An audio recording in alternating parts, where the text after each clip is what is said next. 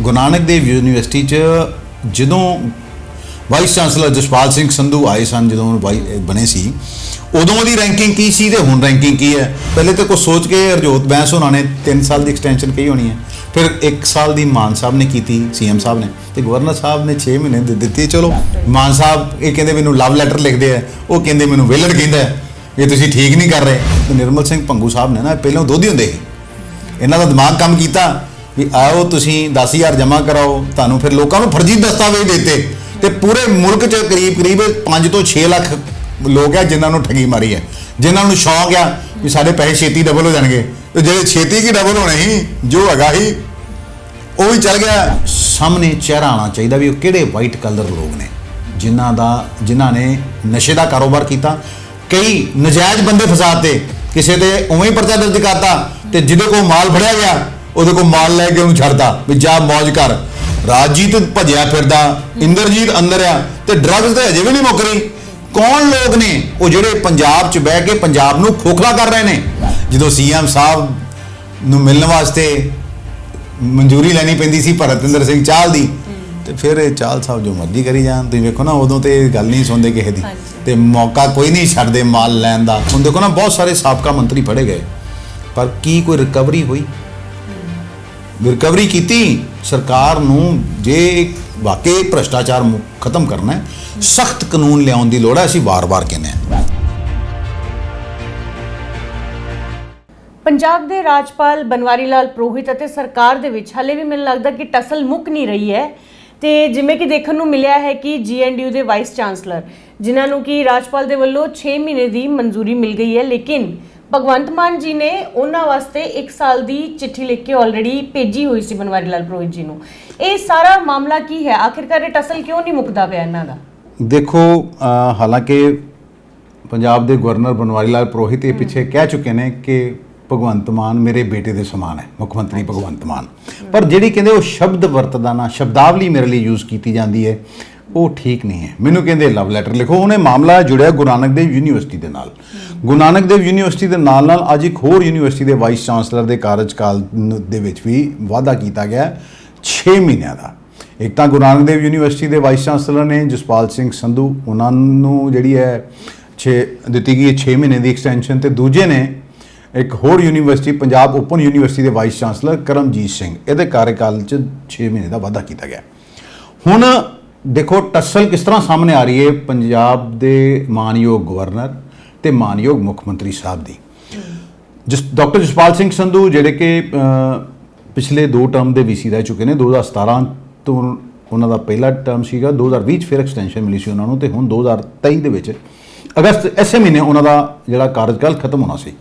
ਤੇ ਜਿਹੜੇ ਸਿੱਖਿਆ ਮੰਤਰੀ ਨੇ ਹਰਜੋਤ ਸਿੰਘ ਬੈਂਸ, ਉਹਨਾਂ ਨੇ ਇੱਕ ਫਾਈਲ ਬਣਾ ਕੇ ਤੇ ਡਾਕਟਰ ਜਸਪਾਲ ਸਿੰਘ ਸੰਧੂ ਦੀ ਐਕਸਟੈਂਸ਼ਨ ਵਾਸਤੇ 3 ਸਾਲ ਦੀ ਐਕਸਟੈਂਸ਼ਨ ਵਾਸਤੇ ਰਿਕਮੈਂਡ ਕੀਤੀ ਸੀ ਮਾਨਯੋਗ CM ਸਾਹਿਬ ਨੂੰ, ਮੁੱਖ ਮੰਤਰੀ ਭਗਵੰਤ ਮਾਨ ਨੂੰ।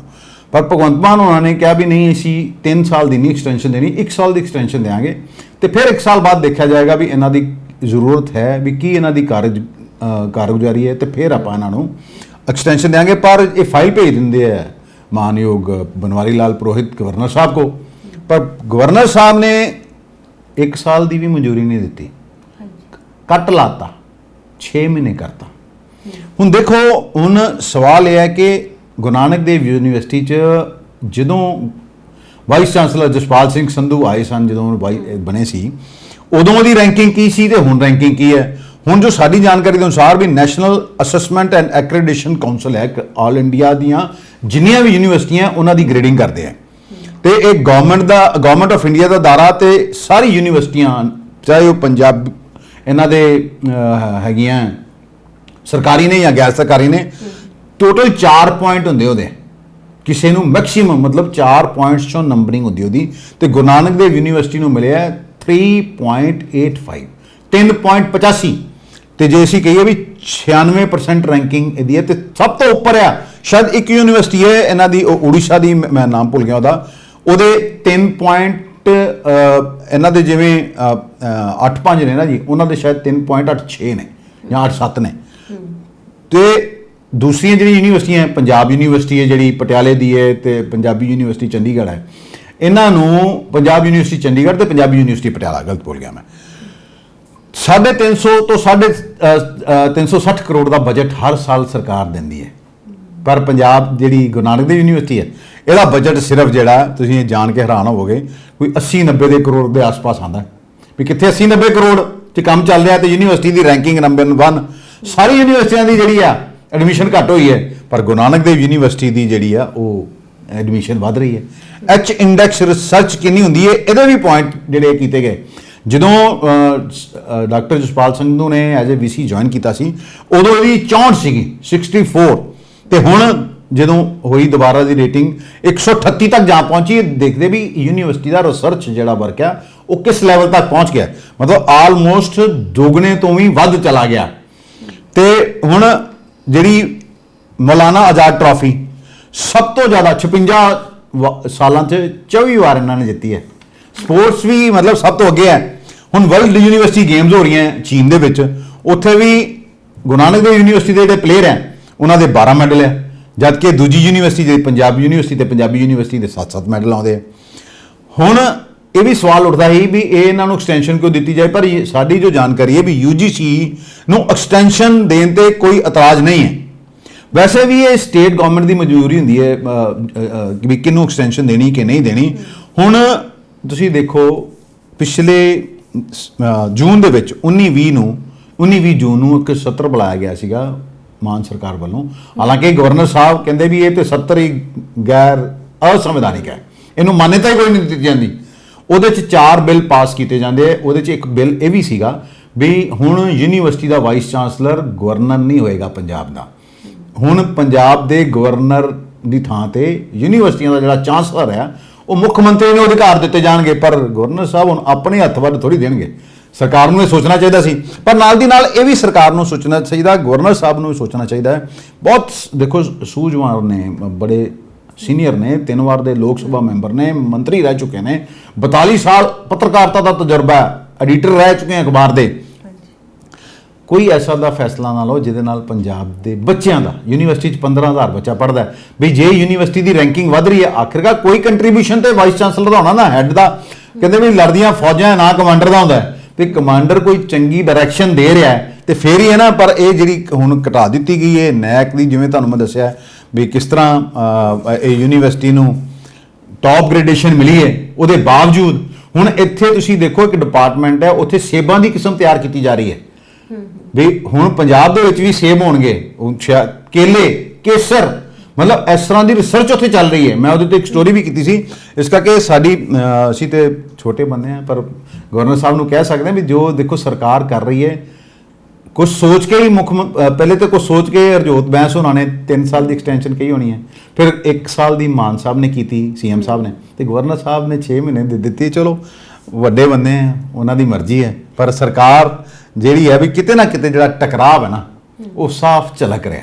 ਪਰ ਇਹ ਅਸੀਂ ਪਹਿਲੇ ਵੀ ਕਹਿ ਚੁੱਕੇ ਹਾਂ ਵੀ ਟਕਰਾਵ ਜਿਹੜਾ ਨਾ ਉਹ ਪੰਜਾਬ ਦੇ ਹਿੱਤਾਂ ਲਈ ਚੰਗਾ ਨਹੀਂ ਹੈ। ਇਸ ਕਰਕੇ ਦੋਨਾਂ ਨੂੰ ਆਪਣੇ ਉਹ ਜਿਹੜੀ ਛੱਡ ਕੇ ਵੀ ਆਪਣੀ ਮੈਂ ਛੱਡ ਕੇ, ਕਹਿੰਦੇ ਦੋਨੋਂ ਹੀ ਹੈ ਵੀ ਸਾਡੇ 'ਚ ਕੋਈ ਮੈਂ ਨਹੀਂ ਹੈ, ਪਰ ਕਿਤੇ ਨਾ ਕਿਤੇ ਮੈਂ ਕਲੈਸ਼ ਕਰਦੀ ਹੈ। ਮਾਨ ਸਾਹਿਬ ਇਹ ਕਹਿੰਦੇ ਮੈਨੂੰ ਲਵ ਲੈਟਰ ਲਿਖਦੇ ਆ, ਉਹ ਕਹਿੰਦੇ ਮੈਨੂੰ ਵਿਲੜ ਕਹਿੰਦਾ ਇਹ ਤੁਸੀਂ ਠੀਕ ਨਹੀਂ ਕਰ ਰਹੇ। ਇਸ ਕਰਕੇ ਦੋਨਾਂ ਧਿਰਾਂ ਨੂੰ ਪੰਜਾਬ ਦੇ ਵਾਸਤੇ, ਇੱਕ ਬੰਨੇ ਪੰਜਾਬ 'ਚ ਹੜ੍ਹ ਆਏ ਹੋਏ ਆ, ਪੰਜਾਬ ਦੇ ਵਾਸਤੇ ਮਿਲ ਕੇ ਕੰਮ ਕਰਨਾ ਚਾਹੀਦਾ।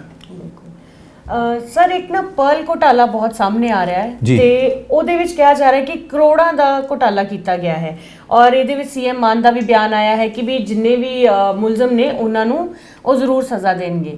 ਤੇ ਇਹਦੇ ਬਾਰੇ ਤੁਸੀਂ ਕੀ ਕਹਿਣਾ ਚਾਹੋਗੇ? ਦੇਖੋ ਇਹ ਪਰਲ ਘੁਟਾਲਾ ਕੋਈ ਨਵੀਂ ਨਹੀਂ ਹੈ, ਤੇ ਮਾਨ ਸਾਹਿਬ ਨੇ ਜਿਹੜੀ ਹੁਣ ਗੱਲ ਕੀਤੀ ਨਾ ਜੀ, ਉਹ ਕਹਿੰਦੇ ਵੀ ਵਿਜੀਲੈਂਸ ਦੀ ਟੀਮ ਜਿਹੜੀ ਹੈ ਉਹ ਜਾਂਚ ਕਰ ਰਹੀ ਹੈ ਪੂਰੀ, ਵੀ ਇਸ ਘੁਟਾਲੇ ਦੇ ਵਿੱਚ ਪੁਲਿਸ ਅਫਸਰਾਂ ਦੀ ਤੇ ਹੋਰ ਜਿਹੜੇ ਸਰਕਾਰੀ ਅਫਸਰ ਨੇ ਤੇ ਲੀਡਰ ਨੇ ਪੰਜਾਬ ਦੇ ਸਾਡੇ ਮਾਨਯੋਗ ਸੇਵਾ ਭਾਵ ਵਾਲੇ, ਉਹਨਾਂ ਦਾ ਕੀ ਰੋਲ ਹੈ। ਤੁਸੀਂ ਜਾਣ ਕੇ ਹੈਰਾਨ ਹੋਵੋਗੇ ਵੀ 60,000 ਕਰੋੜ ਰੁਪਏ ਦਾ ਘੁਟਾਲਾ ਹੈ। ਵੀ ਕਰਦੇ ਕੀ ਸੀ ਇਹ? ਇਹਨਾਂ ਦੇ ਹੈਗੇ ਨੇ ਭੰਗੂ ਸਾਹਿਬ, ਇਹਦੇ ਜਿਹੜੇ ਸੀਗੇ CM ਚੇਅਰਮੈਨ ਸੀਗੇ। ED ਨੇ ਵੀ ਇਹਨਾਂ ਦੀ ਕੁਝ ਸੰਪत्ति ਜਿਹੜੀ ਅਟੈਚ ਕੀਤੀ ਹੈ। ਤੇ ਇਹ ਦੇਖੋ ਐਡਾ ਵੱਡਾ ਘੁਟਾਲਾ ਬਿਨਾਂ ਕਿਸੇ ਲੀਡਰ, ਬਿਨਾਂ ਪੁਲਿਸ ਵਾਲੇ, ਬਿਨਾਂ ਉਹਦੇ ਕਿਸੇ ਦੇ ਨਹੀਂ ਹੋ ਸਕਦਾ। ਹੁਣ ਕਿਹੜੇ ਅਫਸਰ ਦੀ ਕਿਹੜੀ ਭੂਮਿਕਾ ਹੈ? ਪਿੱਛੇ ਵੀ ਇੱਕ ਖਬਰ ਆਈ ਸੀ, ਲੁਧਿਆਣਾ ਦੇ ਇੱਕ ਸਾਬਕਾ ਹੈਗੇ ਨੇ MLA ਕਾਂਗਰਸ ਪਾਰਟੀ ਦੇ, ਉਹਨਾਂ ਨੇ ਕਿਹਾ ਸੀ ਵੀ ਮੈਨੂੰ 3.5 ਕਰੋੜ ਰੁਪਇਆ ਦੇ, ਮੈਂ ਤੇਰੀ ਜ਼ਮਾਨਤ ਕਰਾ ਦਿੰਦਾ। 5 ਕਰੋੜ ਮੰਗਿਆ ਸੀ, 3.5 ਕਰੋੜ ਤੇ ਸੌਦਾ ਹੋ ਗਿਆ। ਹੁਣ ਫਿਰ ਇਹ ਵੀ ਕਿਹਾ ਜਾਂਦਾ ਵੀ ਇਹ ਜਿਹੜੇ ਨਿਰਮਲ ਸਿੰਘ ਭੰਗੂ ਸਾਹਿਬ ਨੇ ਨਾ, ਪਹਿਲਾਂ ਦੋਧੀ ਹੁੰਦੇ ਸੀ। ਇਹਨਾਂ ਦਾ ਦਿਮਾਗ ਕੰਮ ਕੀਤਾ ਵੀ ਆਓ ਤੁਸੀਂ 10,000 ਜਮ੍ਹਾਂ ਕਰਾਓ, ਤੁਹਾਨੂੰ ਫਿਰ ਲੋਕਾਂ ਨੂੰ ਫਰਜ਼ੀ ਦਸਤਾਵੇਜ਼ ਦਿੱਤੇ ਤੇ ਪੂਰੇ ਮੁਲਕ 'ਚ ਕਰੀਬ 5 ਤੋਂ 6 ਲੱਖ ਲੋਕ ਹੈ ਜਿਨ੍ਹਾਂ ਨੂੰ ਠੱਗੀ ਮਾਰੀ ਹੈ, ਜਿਨ੍ਹਾਂ ਨੂੰ ਸ਼ੌਂਕ ਆ ਵੀ ਸਾਡੇ ਪੈਸੇ ਛੇਤੀ ਡਬਲ ਹੋ ਜਾਣਗੇ, ਤੇ ਜਿਹੜੇ ਛੇਤੀ ਕੀ ਡਬਲ ਹੋਣੇ ਸੀ ਜੋ ਹੈਗਾ ਸੀ ਉਹ ਵੀ ਚੱਲ ਗਿਆ। ਹੁਣ ਭੰਗੂ ਸਾਹਿਬ ਗ੍ਰਿਫਤਾਰ ਕੀਤੇ ਨੇ, ਮਾਮਲੇ ਦੀ ਜਾਂਚ ਜਿਹੜੀ CBI ਕਰ ਰਹੀ ਹੈ ਤੇ ED ਨੇ ਪਰਲ ਦੀ ਪ੍ਰਾਪਰਟੀ ਕਰ ਲਈ। ਪਰ ਸਵਾਲ ਇਹ ਆ ਕਾਲਿਨ ਵੀ ਜਦੋਂ ਚੋਰ ਕੁੱਤੀ ਰਲ ਜਾਣ ਨਾ, ਜਿਵੇਂ ਅਸੀਂ ਅੱਜ ਸਵੇਰੇ ਕਾਰੋਬਾਰ ਖਬਰ ਕੀਤੀ ਹੈ, ਦੜੇ ਸੱਟੇ ਦਾ ਕਾਰੋਬਾਰ ਰੁਕਣ ਦਾ ਨਾਂ ਨਹੀਂ ਲੈ ਰਿਹਾ ਕਿਉਂਕਿ ਸੰਰਕਸ਼ਣ ਪ੍ਰਾਪਤ ਹੈ ਉਹਨਾਂ ਨੂੰ।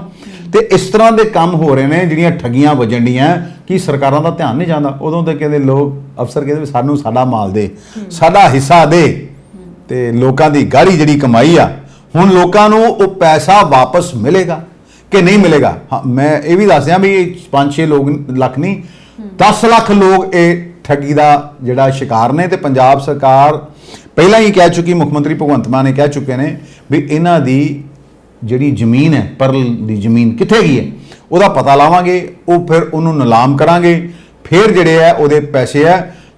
ਤੇ ਜਿਹੜੇ ਇਹ 10 ਲੱਖ ਬੰਦੇ ਪੰਜਾਬ ਦੇ ਆ, ਟੋਟਲ ਬੰਦੇ ਜਿਹੜੇ ਉਹ 5.5 ਕਰੋੜ ਆ। 5.5 ਕਰੋੜ ਬੰਦਿਆਂ ਨਾਲ ਠੱਗੀ ਵੱਜੀ ਹੈ ਤੇ 60,000 ਕਰੋੜ ਰੁਪਏ ਦਾ ਇਹ ਜਿਹੜਾ ਘੁਟਾਲਾ ਜੇ ਤੁਸੀਂ ਦੇਖੋ। 60,000 ਜਦੋਂ ਦਾ ਘੁਟਾਲਾ ਨਾ, ਉਦੋਂ ਐਡੇ ਵੱਡੇ ਘੁਟਾਲੇ ਨਹੀਂ ਹੁੰਦੇ ਇਹ। ਤੇ ਹੁਣ ਕਾਰਪੋਰੇਟ ਸੈਕਟਰ ਆ ਗਿਆ ਤੇ ਕੋਈ ਘੁਟਾਲਾ 1,75,000 ਕਰੋੜ ਦਾ ਆਉਂਦਾ, ਕੋਈ ਕਹਿੰਦੇ ਵੀ ਪੌਣੇ 2 ਲੱਖ ਕਰੋੜ ਦਾ, ਤੇ ਕੋਈ ਹਜ਼ਾਰਾਂ ਕਰੋੜ ਦਾ ਘੁਟਾਲਾ। ਤੇ ਪੈਸੇ ਜਿਹੜੇ ਆ ਕੀ ਲੋਕਾਂ ਨੂੰ ਕਦੋਂ ਵਾਪਸ ਮਿਲਣਗੇ? ਲੋੜ ਤੇ ਮੈਨੂੰ ਅੱਜ ਆ, ਭੁੱਖ ਤੇ ਅੱਜ ਲੱਗੀ ਆ, ਤੇ ਤੁਸੀਂ ਮੇਰੀ ਪਲੇਟ 'ਚੋਂ ਰੋਟੀ ਖੋਹ ਕੇ ਲੈ ਗਏ ਹੋ, ਤੇ ਰੋਟੀ ਕਦੋਂ ਵਾਪਸ ਦਿਓਗੇ? ਇਹ ਤਾਂ ਹੁਣ ਚਲੋ ਮਾਨ ਸਾਹਿਬ ਦਾ ਚੰਗਾ ਉਪਰਾਲਾ ਹੈ। ਕਹਿੰਦੇ ਸੀ ਜਦੋਂ ਇਹ ਸੱਤਾ 'ਚ ਨਹੀਂ ਸੀ ਵੀ ਜੇ ਸਾਡੀ ਸਰਕਾਰ ਆਈ ਤੇ ਪਰਲ ਕੰਪਨੀ ਨੇ ਜਿਨ੍ਹਾਂ ਲੋਕਾਂ ਨਾਲ, ਪੰਜਾਬ ਦੇ 10 ਲੱਖ ਲੋਕਾਂ ਨਾਲ ਠੱਗੀ ਮਾਰੀ ਹੈ, ਉਹਨਾਂ ਦਾ ਇੱਕ ਪੈਸਾ ਜਿਹੜਾ ਵਸੂਲ ਕੀਤਾ ਜਾਏਗਾ। ਤੇ ਹੁਣ ਦੇਖੋ, ਉਮੀਦ ਹੈ ਕਿ ਸਰਕਾਰ ਕੁਝ ਕਰੇਗੀ। ਸਰ, ਡਰੱਗ ਰੈਕੇਟ ਮਾਮਲੇ ਦੇ ਵਿੱਚ ਰਾਜਦੀਪ ਨੂੰ ਕੋਰਟ ਨੇ ਜ਼ਮਾਨਤ ਨਹੀਂ ਦਿੱਤੀ ਹੈ, ਇਹਦੇ ਬਾਰੇ ਤੁਹਾਡਾ ਕੀ ਕਹਿਣਾ ਹੈ? ਦੇਖੋ ਜੀ, ਪੰਜਾਬ ਦੇ ਵਿੱਚ ਨਸ਼ਾ ਬੜਾ ਵੱਡਾ ਮੁੱਦਾ ਹੈ। ਜਦੋਂ ਵੀ ਸਰਕਾਰ ਕੋਈ ਵੀ ਇਲੈਕਸ਼ਨ ਹੁੰਦੇ ਨਾ ਜੀ, ਉਦੋਂ ਇਲੈਕਸ਼ਨਾਂ 'ਚ ਸਭ ਲੀਡਰਾਂ ਨੂੰ ਚੇਤਾ ਆ ਜਾਂਦਾ ਵੀ ਪੰਜਾਬ 'ਚ ਨਸ਼ਾ ਜਿਹੜਾ ਉਹ ਜਵਾਨੀ ਬਰਬਾਦ ਕਰ ਰਿਹਾ ਹੈ। 2013 ਦੇ ਵਿੱਚ ਹਾਈ ਕੋਰਟ ਨੇ ਇੱਕ ਸੂ ਮੋਟਰ ਲੈ ਕੇ ਨਾ ਇੱਕ ਕਮੇਟੀ ਬਣਾਈ ਸੀ। 2018 'ਚ ਉਹਦੀ ਕਮੇਟੀ ਨੇ ਰਿਪੋਰਟ ਬਣਾ ਕੇ ਦੇ ਦਿੱਤੀ ਤੇ ਉੱਥੇ ਚਲੇ ਗਏ ਸਾਹਿਬ ਹੋਣੀ ਕਹੀ ਵੀ ਇਹ ਰਿਪੋਰਟਾਂ ਖੁੱਲ੍ਹੀਆਂ ਨਹੀਂ ਚਾਹੀਦੀਆਂ। 5 ਸਾਲ ਰਿਪੋਰਟਾਂ ਦੱਬੀਆਂ ਰਹੀਆਂ। 2023 'ਚ ਹੁਣ ਖੁੱਲ੍ਹੀਆਂ ਮਾਰਚ ਦੇ ਵਿੱਚ। ਉਹ ਵੀ ਬਹੁਤ ਸੰਘਰਸ਼ ਕਰਨਾ ਪਿਆ ਤੇ ਹਜ਼ਾਰਾਂ ਕਰੋੜ ਰੁਪਏ ਦਾ ਇਹ ਡਰੱਗ ਰੈਕਟ ਹੈ। ਤੇ ਇਹ ਆਰੋਪ ਹੈ ਵੀ ਇਹ ਰਾਜਜੀਤ ਸਿੰਘ AIG ਪੰਜਾਬ ਪੁਲਿਸ ਦਾ ਇਹਦਾ ਸੰਰਕਸ਼ਣ ਪ੍ਰਾਪਤ ਸੀ ਸਮਗਲਰਾਂ ਨੂੰ। ਇਹਨੇ ਆਪਣੇ ਇੱਕ ਨੇੜੇ ਬੰਦੇ ਦੇ ਇੰਦਰਜੀਤ ਨੂੰ ਸੀਗਾ ਜਿਹੜਾ ਹੈੱਡ ਕਾਂਸਟੇਬਲ, ਉਹਨੂੰ ਤਰੱਕੀਆਂ ਦੇ ਕੇ ਦਵਾ ਕੇ ਸਿਫਾਰਸ਼ਾਂ ਕਰਕੇ ਇੰਸਪੈਕਟਰ ਬਣਾਤਾ। ਜਿਹੜਾ ਉਹਦੇ ਘਰੋਂ ਤੇ ਬਹੁਤ ਅਸਾਲਟ ਵੀ ਫੜੀ ਗਈ ਸੀ, ਡਰੱਗ ਫੜੀ ਗਈ, ਬਾਹਰ ਵਿਦੇਸ਼ੀ ਕਰੰਸੀ ਵੀ ਫੜੀ ਗਈ ਸੀ। ਹੁਣ ਇਸ ਮਾਮਲੇ ਜਦੋਂ ਇਹਦਾ ਨਾਂ ਆਇਆ, ਮੁੱਖ ਮੰਤਰੀ ਭਗਵੰਤ ਮਾਨ ਨੇ ਤੁਰੰਤ ਫੈਸਲਾ ਲਿਆ ਜਦੋਂ ਰਿਪੋਰਟਾਂ ਖੁੱਲੀਆਂ, ਰਾਜਜੀਤ ਨੂੰ ਬਰਖਾਸਤ ਕਰਤਾ। ਤੇ ਰਾਜਜੀਤ ਉਦੋਂ ਦਾ ਗੈਪ ਹੈ ਅਪ੍ਰੈਲ ਦਾ, 4 ਮਹੀਨੇ ਹੋ ਗਏ, ਅਪ੍ਰੈਲ, ਮਈ, ਜੂਨ, ਜੁਲਾਈ ਵੀ ਲੰਘ ਗਿਆ ਤੇ ਅਗਸਤ ਆ ਗਈ 4। ਇਹਦਾ ਕੋਈ ਪਤਾ ਨਹੀਂ ਲੱਗਾ। 300-400 ਥਾਵਾਂ ਤੇ ਛਾਪੇ ਮਾਰ ਚੁੱਕੇ ਆ ਤੇ ਰਾਜਜੀਤ ਤੋਂ ਨਹੀਂ, ਕਿਉਂਕਿ ਪੁਲਿਸ ਅਧਿਕਾਰੀ ਹੈ, ਇਹਨੂੰ ਸਾਰੇ ਪਤਾ ਤਰੀਕੇ ਕਿਹੜੇ ਆ। ਕੋਰਟ 'ਚ ਦਿੱਤੀ ਐਪਲੀਕੇਸ਼ਨ ਜ਼ਮਾਨਤ ਵਾਸਤੇ, ਪਰ ਕੋਰਟ ਨੇ ਹੁਣ ਕਹਿ ਦਿੱਤਾ ਨਾ, ਪੰਜਾਬ ਜਿਹੜਾ ਉਹ ਨਸ਼ਿਆਂ ਨੇ ਖਾ ਲਿਆ। ਪੰਜਾਬ ਨੂੰ ਬਰਬਾਦ ਕਰਨ 'ਚ ਕਿਹੜੇ ਲੋਕ ਨੇ, ਉਹਨਾਂ ਦਾ ਜਿਹੜਾ ਸਾਹਮਣੇ ਚਿਹਰਾ ਆਉਣਾ ਚਾਹੀਦਾ ਵੀ ਉਹ ਕਿਹੜੇ ਵਾਈਟ ਕਲਰ ਲੋਕ ਨੇ ਜਿਨ੍ਹਾਂ ਨੇ ਨਸ਼ੇ ਦਾ ਕਾਰੋਬਾਰ ਕੀਤਾ। ਕਈ ਨਜਾਇਜ਼ ਬੰਦੇ ਫਸਾਤੇ, ਕਿਸੇ ਤੇ ਉਵੇਂ ਹੀ ਪਰਚਾ ਦਰਜ ਕਰਤਾ ਤੇ ਜਿਹਦੇ ਕੋਲ ਮਾਲ ਫੜਿਆ ਗਿਆ ਉਹਦੇ ਕੋਲ ਮਾਲ ਲੈ ਕੇ ਉਹਨੂੰ ਛੱਡਤਾ ਵੀ ਜਾ ਮौज ਕਰ। ਮੁੱਖ ਮੰਤਰੀ ਭਗਵੰਤ ਮਾਨ ਨੇ ਇਹਦੇ ਤੇ ਵੀ ਰਿਪੋਰਟ ਮੰਗੀ ਸੀ ਤੇ ਪੰਜਾਬ ਸਰਕਾਰ ਪੁਲਿਸ ਨੇ ਅਜੇ ਤੱਕ ਰਿਪੋਰਟ ਨਹੀਂ ਦਿੱਤੀ।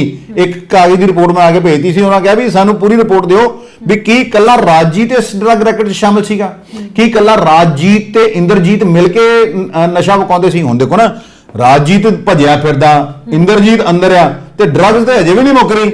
ਕੌਣ ਲੋਕ ਨੇ ਉਹ ਜਿਹੜੇ ਪੰਜਾਬ 'ਚ ਬਹਿ ਕੇ ਪੰਜਾਬ ਨੂੰ ਖੋਖਲਾ ਕਰ ਰਹੇ ਨੇ? ਉਹ ਕੌਣ ਸਫੇਦਪੋਸ਼ ਨੇ ਜਿਹੜੇ ਆਪਣੇ ਵੱਡੇ ਮਹਿਲ ਪਾਉਣ ਵਾਸਤੇ ਆਮ ਜਨਤਾ ਦੇ ਜਿਹੜੇ ਬੱਚੇ ਉਹਨਾਂ ਨੂੰ ਡਰੱਗਸ ਤੇ ਲਾ ਰਹੇ ਨੇ? ਇਹਨਾਂ ਦੇ ਨਾਂ ਨਸ਼ਰ ਹੋਣੇ ਚਾਹੀਦੇ ਹੈ। ਛੇਤੀ ਦੇਖੋ, ਸਰਕਾਰ ਨੂੰ ਸਖਤ ਕਾਰਵਾਈ ਕਰਨੀ ਚਾਹੀਦੀ। ਜਿਹੜੇ ਇਹ ਨਸ਼ੇ ਦੇ ਕਾਰੋਬਾਰੀ ਨੇ ਨਾ, ਇਹਨਾਂ ਨੇ ਤੇ ਨਸਲਾਂ ਬਰਬਾਦ ਕਰਤੀਆਂ। ਦੇਖੋ, ਹਰ ਰੋਜ਼ ਕੋਈ ਨਾ ਕੋਈ ਘਟਨਾ ਸਾਹਮਣੇ ਆਉਂਦੀ, ਕਿਤੇ ਲੁੱਟ-ਪਾਟ ਹੋਣ ਰਹੀ ਹੈ, ਕਿਤੇ ਮਰਡਰ ਹੋਣ ਡਏ ਆ, ਕਿਤੇ ਕਿਸੇ ਦੀ ਚੈਨ ਲੈ ਗਈ ਹੈ, ਇਹਦੀ ਵੇਖੋ ਨਾ ਹੁਣ ਫੜਿਆ ਕਿਉਂ ਨਹੀਂ ਜਾ ਰਿਹਾ।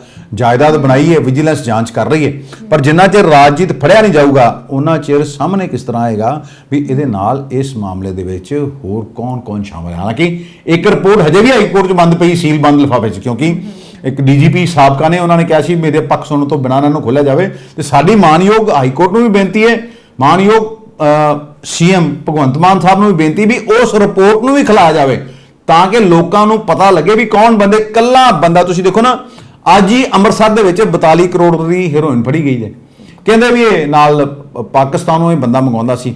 ਤੇ ਤੁਸੀਂ ਇਹ ਦੇਖੋ, ਇਹ ਫੜਿਆ ਜੇ ਇਹਨੂੰ ਸਟੇਟ ਸਪੈਸ਼ਲ ਆਪਰੇਸ਼ਨ ਸੈੱਲ ਦੀ ਟੀਮ ਨੇ, ਤੇ ਡੀਜੀਪੀ ਗੌਰਵ ਯਾਦਵ ਨੇ ਟਵੀਟ ਕੀਤਾ ਤੇ ਜਾਣਕਾਰੀ ਦਿੱਤੀ ਇਹਦੇ ਬਾਰੇ ਵੀ ਸਾਰਾ ਵੀ ਕਿਸ ਤਰ੍ਹਾਂ ਇਹਨੂੰ ਟੀਮ ਨੂੰ ਪਤਾ ਲੱਗਾ ਤੇ ਕਿਸ ਤਰ੍ਹਾਂ ਇਹਨੂੰ ਫੜਿਆ। 6 ਕਿਲੋ ਹੈਰੋਇਨ, 31 ਗ੍ਰਾਮ ਹੈਰੋਇਨ ਫੜੀ ਗਈ ਸੀ ਸਿੰਗਾਪੁਰ 'ਚ ਇੱਕ ਮਹਿਲਾ ਕੋਲ, ਫਾਂਸੀ ਦੀ ਸਜ਼ਾ ਦੇ ਦਿੱਤੀ ਗਈ। ਇਹ ਤੇ 6 ਕਿਲੋ ਤੇ 31 ਗ੍ਰਾਮ, ਕਿੰਨੇ ਗ੍ਰਾਮ ਹੁੰਦੇ ਤੁਸੀਂ ਦੇਖੋ, 6000 ਗ੍ਰਾਮ ਹੁੰਦੇ ਆ। 1 ਕਿਲੋ 'ਚ 1000 ਗ੍ਰਾਮ ਤੇ 6 ਕਿਲੋ 'ਚ 6000 ਗ੍ਰਾਮ। ਤੇ ਤੁਸੀਂ ਦੇਖੋ ਇਹ ਬੰਦੇ ਤੇ ਪਹਿਲੇ ਵੀ ਮਾਮਲੇ ਦਰਜ ਜੇ 2 NDPS ਦੇ, ਤੇ ਹੈਗਾ ਕਿਹੜਾ ਜੇ ਜਲੰਧਰ ਦੇ ਮਹਿਤਪੁਰ ਦਾ ਪਿੰਡ ਹੈ ਦਾ, ਤੇ ਬੂਟੇ ਦੀਆਂ ਛੰਨਾ ਇਹਦਾ ਪਿੰਡ ਦਾ ਨਾਂ ਜੇ ਛਿੰਦਰ ਸਿੰਘ। ਤੇ ਪਹਿਲਾਂ ਵੀ ਇਹਦੇ ਤੇ ਮਾਮਲੇ ਦਰਜ ਆ ਵੀ ਪੁਲਿਸ ਨੂੰ ਵੇਖਦਾ ਨਹੀਂ ਵੀ ਇਹਦੇ ਤੇ ਨਜ਼ਰ ਨਹੀਂ ਰੱਖੀ ਜਾਂਦੀ। ਫਿਰ ਵੀ ਪਹਿਲਾਂ ਵੀ ਜਿਹੜਾ ਬੰਦਾ ਲੋਕਾਂ ਨੂੰ ਨਸ਼ੇ ਵੇਚਦਾ, ਇਹ ਕੰਮ ਕਰਦਾ, ਅਸੀਂ ਕਈ ਵਾਰੀ ਕਹਿ ਚੁੱਕੇ ਆ ਵੀ ਜਿਹੜਾ ਹੈਬਚੁਅਲ ਕ੍ਰਿਮੀਨਲ ਹੈ, ਜਿਹੜਾ ਇੱਕ ਵਾਰੀ ਫੜਿਆ ਜਾਂਦਾ ਕੋਈ ਨਾ ਕੋਈ ਕ੍ਰਾਈਮ ਕਰਦਾ, ਉਹ ਵਾਰ-ਵਾਰ ਜ਼ਮਾਨਤ ਕਿਉਂ ਮਿਲਦੀ ਹੈ? ਇਹਦੇ ਤੇ ਸਖਤ ਕਾਨੂੰਨ ਕਿਉਂ ਨਹੀਂ ਹੁੰਦਾ? ਜਿੰਨਾ ਮਰਜ਼ੀ ਫੜੀ ਜਾਓ, ਇਹ ਉਹਨਾਂ ਚਿਰ ਨਹੀਂ ਹਟ ਸਕਦਾ ਜਿੰਨਾ ਚਿਰ ਸਖਤ ਸਜ਼ਾ ਨਹੀਂ ਹੁੰਦੀ, ਕਿਉਂਕਿ ਇਹਨਾਂ ਨੂੰ ਪਤਾ ਵੀ ਅਸੀਂ ਫੜੇ ਗਏ ਤੇ ਜ਼ਮਾਨਤ ਤੇ ਲੈ ਕੇ ਕਾਨੂੰਨ ਵੱਡੇ ਇਹਨਾਂ ਕੋਲ ਜਿਹਦੇ ਕੋਲ ਦੇਖੋ ਨਾ ਕਿੰਨੇ 42 ਕਰੋੜ ਦੀ ਹੈਰੋਇਨ ਫੜੀ ਗਈ, ਤੇ ਉਹ ਜੇ ਕੋਈ 5-10 ਲੱਖ ਦਾ ਵੱਡਾ ਵਕੀਲ ਵੀ ਕਰ ਲੂਗਾ ਤੇ ਉਹਨੂੰ ਕੀ ਫਰਕ ਪੈਂਦਾ ਜੀ। ਇਸ ਕਰਕੇ ਹੁਣ ਸਰਕਾਰਾਂ ਨੂੰ ਇਹ ਸੋਚਣਾ ਚਾਹੀਦਾ ਵੀ ਇਹ ਜਿਹੜੇ ਬੰਦੇ ਨੇ ਕੌਣ ਲੱਗਾ, ਜਿਹੜਾ ਉਹ ਕੀ ਇਸ ਤਰ੍ਹਾਂ ਹੀ ਖਾਂਦੇ ਰਹਿਣਗੇ ਇਸ ਪੰਜਾਬ ਨੂੰ, ਜਾਂ ਇਹਨਾਂ ਨੂੰ ਆਉਣ ਵਾਲੀਆਂ ਪੀੜ੍ਹੀਆਂ ਨੂੰ ਇਹ ਤੋਂ ਰਾਹਤ ਦਿਵਾਉਣੀ ਹੈ। ਤੇ ਸਰ ਵਿਜੀਲੈਂਸ ਨੇ ਸਾਬਕਾ ਸੀਐਮ ਦੇ ਮੀਡੀਆ ਸਲਾਹਕਾਰ ਨੇ ਭਰਤਿੰਦਰ ਸਿੰਘ ਜੀ ਚਾਹਲ ਤੇ ਉਹਨਾਂ ਦੇ ਖਿਲਾਫ ਮਾਮਲਾ ਦਰਜ ਕੀਤਾ ਹੈ। ਇਹ ਆਖਿਰ ਕੀ ਮੁੱਦਾ ਹੈ? ਦੇਖੋ ਜੀ, ਇਹ ਨੇ ਸੀਐਮ ਸਾਹਿਬ ਦੇ ਮੀਡੀਆ ਸਲਾਹਕਾਰ ਨੇ ਭਰਤਿੰਦਰ ਸਿੰਘ ਚਾਹਲ। ਪਹਿਲੇ ਤੇ ਇਹਨੂੰ ਵਿਜੀਲੈਂਸ ਵਾਲੇ ਇਹਨਾਂ ਨੂੰ ਬੁਲਾਉਂਦੇ ਰਹੇ, ਇਹ ਜਾਂਦੇ ਨਹੀਂ ਰਹੇ, ਬਹਾਨੇ ਮਾਰਦੇ ਰਹੇ, ਕੋਰਟ 'ਚੋਂ ਵੀ ਸਟੇ ਲੈ ਲਿਆ। ਫਿਰ ਅਖੀਰ ਵਿਜੀਲੈਂਸ ਵੀ ਹਟੀ ਨਹੀਂ, ਚਿੱਠੀਆਂ ਪਾਉਂਦੇ ਗਏ, ਇਹਨਾਂ ਦੇ ਘਰ ਦੇ ਬਾਹਰ ਵੀ ਨੋਟਿਸ ਲਾਤਾ ਹੈ। ਪਿੱਛੇ ਜੇ ਇਹਨਾਂ ਦੀ ਜਾਇਦਾਦ ਦੀ ਜਿਹੜੀ ਹੈ ਉਹ ਪਰਮਾਸ਼ ਕੀਤੀ ਵੀ ਫੀਤੇ ਫੂਤੇ ਲੈ ਕੇ ਟੀਮਾਂ ਪਹੁੰਚੀਆਂ ਸੀ। ਹੁਣ ਪਟਿਆਲਾ 'ਚ ਵਿਜੀਲੈਂਸ ਬਿਊਰੋ ਨੇ ਮਾਮਲਾ ਪਟਿਆਲਾ ਰੇਂਜ 'ਚ ਦਰਜ ਕੀਤਾ ਜੇ ਵੀ ਇਹ ਜਾਂਚ ਕੀਤੀ ਤੇ ਸਾਹਮਣੇ ਆਇਆ ਵੀ ਮਾਰਚ 2017 ਤੋਂ ਲੈ ਕੇ ਸਤੰਬਰ 2021 ਤੱਕ ਮੀਡੀਆ ਸਲਾਹਕਾਰ ਭਰਤਿੰਦਰ ਸਿੰਘ ਚਾਹਲ ਤੇ ਉਹਦੇ ਪਰਿਵਾਰ ਦੀ ਜਿਹੜੀ ਸਦੱਸਿਆਂ ਦੀ ਜਿਹੜੀ ਇਨਕਮ ਹੈ 7 ਕਰੋੜ 85 ਲੱਖ 16,905 ਰੁਪਏ ਸੀ, ਤੇ ਖਰਚ ਕੀਤੇ ਜਿਹੜੇ ਨੇ 31 ਕਰੋੜ 79 ਲੱਖ 99,000 ਤੇ 11 ਰੁਪਏ। ਮਤਲਬ ਦੇਖੋ ਵਿਜੀਲੈਂਸ 11 ਰੁਪਈਆਂ ਦਾ ਵੀ ਹਿਸਾਬ ਕੱਢ ਲਿਆ ਹੀ ਹੈ, ਪਰ ਜਿਹੜੇ ਦੜਾ ਸੱਟਾ ਕਾਰੋਬਾਰ ਕਰੀ ਜਾਂਦੇ ਨੇ, ਕਰੋੜਾਂ ਰੁਪਏ ਦਾ ਉਹਨਾਂ ਦਾ ਕਾਰੋਬਾਰ ਚੱਲਦਾ, ਉਧਰ ਪਤਾ ਨਹੀਂ ਕਿਉਂ ਨਹੀਂ ਧਿਆਨ ਜਾਂਦਾ ਇਹਨਾਂ ਦਾ। ਰੱਬ ਤੋਂ ਸਵਾਲ ਸਾਡਾ ਇਹਨਾਂ ਕੋਲ ਸਵਾਲ ਵੀ ਹੈ। ਫਿਰ ਡਿਸਪ੍ਰੋਪੋਰਸ਼ਨੇਟ ਐਕਟ ਜਿਹੜਾ ਦੇ ਤਹਿਤ ਇਹਦਾ ਮਾਮਲਾ ਇੱਥੇ ਦਰਜ ਕੀਤਾ ਗਿਆ। ਕਹਿੰਦੇ ਵੀ ਜਿਹੜੀ ਇਹਦੀ ਇਨਕਮ ਸੀ ਉਹ ਤੋਂ 305% ਵੱਧ ਇਹਨੇ ਪੈਸਾ ਜਿਹੜਾ ਖਰਚ ਕੀਤਾ ਹੈ। ਤੇ ਹੁਣ ਚਾਹਲ ਸਾਹਿਬ ਨੂੰ ਛੇਤੀ ਕਹਿੰਦੇ ਵੀ ਵਿਜੀਲੈਂਸ ਵੱਲੋਂ ਹੋ ਸਕਦਾ ਫੜ ਵੀ ਲਿਆ ਜਾਵੇ। ਇਹਨਾਂ ਨੇ ਆਪਣੇ ਪਰਿਵਾਰ ਦੇ ਕਈ ਸਦੱਸਿਆਂ ਦੇ ਨਾਂ ਤੇ ਜਾਇਦਾਦਾਂ ਬਣਾਈਆਂ। ਸਰਹੰਦ ਰੋਡ ਤੇ ਇੱਕ ਹੈਗਾ ਜੇ ਕੋਈ ਦਸ਼ਮੇਸ਼ ਲਗਜ਼ਰੀ ਵੈਡਿੰਗ ਰਿਜ਼ੋਰਟ, ਜਿਹਨੂੰ ਅਲਕਾਜ਼ਾਰ ਕਿਹਾ ਜਾਂਦਾ ਹੈ। ਇੱਕ ਮਿਨੀ ਸੈਕਟਰੀਏਟ ਰੋਡ ਹੈ ਪਟਿਆਲਾ ਦੀ, ਉੱਥੇ ਵੀ ਕਹਿੰਦੇ ਵੀ ਕੋਈ 2500-2600 ਗਜ ਦੀ ਇੱਕ 5 ਮੰਜ਼ਿਲਾ ਕਮਰਸ਼ੀਅਲ ਇਮਾਰਤ ਬਣੀ ਤੇ ਹੈਗੀ। ਉਹ ਕਹਿੰਦੇ ਵੀ ਕੋਈ ਸਾਈਟ ਸੀ ਉਹਦੇ ਐਨੀਮਲ ਹਸਬੈਂਡਰੀ ਡਿਪਾਰਟਮੈਂਟ ਦੀ। ਵੀ ਵੇਖੋ ਹੋਰ ਵੀ ਕਈ ਥਾਵਾਂ 'ਤੇ ਜ਼ਮੀਨ ਆ, ਵੇਖੋ ਕਹਿੰਦੇ ਵੱਡੇ ਲੋਕ ਵੱਡੀਆਂ ਗੱਲਾਂ। ਜਦੋਂ ਸੀਐਮ ਸਾਹਿਬ ਨੂੰ ਮਿਲਣ ਵਾਸਤੇ ਮਨਜ਼ੂਰੀ ਲੈਣੀ ਪੈਂਦੀ ਸੀ ਭਰਤਿੰਦਰ ਸਿੰਘ ਚਾਹਲ ਦੀ, ਤੇ ਫਿਰ ਇਹ ਚਾਹਲ ਸਾਹਿਬ ਜੋ ਮਰਜ਼ੀ ਕਰੀ ਜਾਣ। ਤੁਸੀਂ ਵੇਖੋ ਨਾ, ਉਦੋਂ ਤੇ ਗੱਲ ਨਹੀਂ ਸੁਣਦੇ ਕਿਸੇ ਦੀ, ਤੇ ਮੌਕਾ ਕੋਈ ਨਹੀਂ ਛੱਡਦੇ ਮਾਲ ਲੈਣ ਦਾ। ਅਸੀਂ ਨਹੀਂ ਕਹਿੰਦੇ ਇਹਨਾਂ ਤੇ ਆਰੋਪ ਲੱਗੇ ਆ, ਹੁਣ ਫੈਸਲਾ ਮਾਨਯੋਗ ਅਦਾਲਤ ਨੇ ਕਰਨਾ ਹੈ ਕਿ ਕੀ ਆਰੋਪ ਸਹੀ ਨੇ ਕਿ ਨਹੀਂ। ਪਰ ਇਹ ਵੀ ਸਵਾਲ ਹੈ ਸਾਡਾ ਵੀ ਕੀ ਕੱਲਾ ਭਰਤਿੰਦਰ ਸਿੰਘ ਚਾਹਲ ਇੰਨੀ ਕਰਪਸ਼ਨ ਕਰ ਗਿਆ? ਕਿਸੇ ਅਫਸਰ ਨੂੰ ਨਹੀਂ ਦਿਖਿਆ, ਕਿਸੇ ਅਧਿਕਾਰੀ ਨੂੰ ਨਹੀਂ ਦਿਖਿਆ, ਕਿਸੇ ਲੀਡਰ ਨੂੰ ਨਹੀਂ ਦਿਖਿਆ ਵੀ ਇਹ ਕਰਪਸ਼ਨ ਹੋ ਰਹੀ ਹੈ। ਕਰਪਸ਼ਨ ਨਾਸੂਰ ਹੈ। ਜਿੰਨਾ ਚਿਰ ਸਖਤ ਕਾਨੂੰਨ ਨਹੀਂ ਹੋਣਗੇ ਕੋਈ ਡਰ ਨਹੀਂ, ਕਿਉਂਕਿ ਇਹ ਫੜਦੇ ਆ ਉਤੋਂ ਜ਼ਮਾਨਤ ਮਿਲ ਜਾਂਦੀ। ਤੇ ਜ਼ਮਾਨਤ ਦਾ ਮਤਲਬ ਇਹ ਆ, ਹੁਣ ਦੇਖੋ ਨਾ ਬਹੁਤ ਸਾਰੇ ਸਾਬਕਾ ਮੰਤਰੀ ਫੜੇ ਗਏ, ਪਰ ਕੀ ਕੋਈ ਰਿਕਵਰੀ ਹੋਈ?